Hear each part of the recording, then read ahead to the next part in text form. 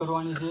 અને હું તો એમ કહું છું કે તાલુકો જિલ્લો એ નહીં, અને એક બીજી વાત મને બહુ ગમે કે આ 5 વર્ષ પહેલા જે લોકો કહેતા હતા કે પંચાળવાળાને કઈ ખબર ના પડે, આ ઈ પંચાળવાળાએ સરકારને ખબર પાડી દીધી।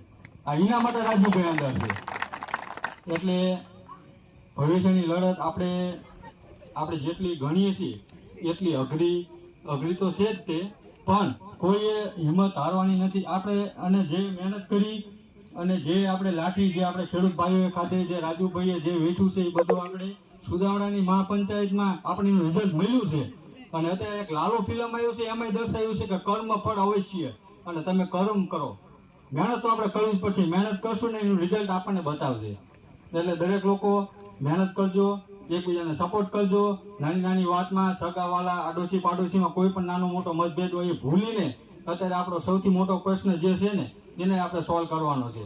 બાકી એ લોકોનું કામ જ એ છે કે તમે આડોશ પાડોશમાં નાની નાની વાતમાં ઝઘડા કરો, ફરિયાદ કરવા જાઓ, એક લોકો તમને એક મદદ કરશે, એક તમને એક છોડાવશે, એક પુરાવશે, અને આપણે એમની આ જીવન એમની નીચે ગુલામી કરવાની। એટલે મને તો ઘણું બધું સારું લાગ્યું કે હમણાં મેં આવ્યા ત્યારે કોઈ હતું નહીં।